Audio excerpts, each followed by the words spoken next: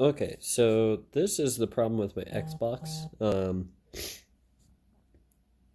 Sorry, I sound a little weird, I'm sick. But as you can see, I've tried the spacer method with the disk drive. The disk drive is the problem.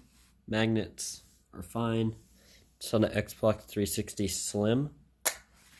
But what it does is when I open it and close it, if you listen,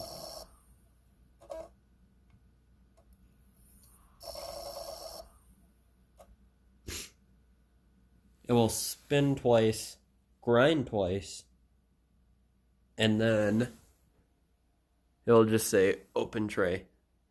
If you look, here I'll do it again, except here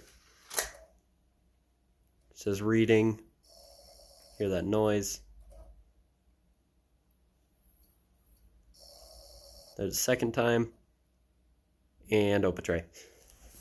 I've watched many YouTube videos, tried many different ideas. Not a single one has worked. The closest one I've gotten to where it will run, the game won't be able to boot, but the disc will spin longer, is with the spacer method.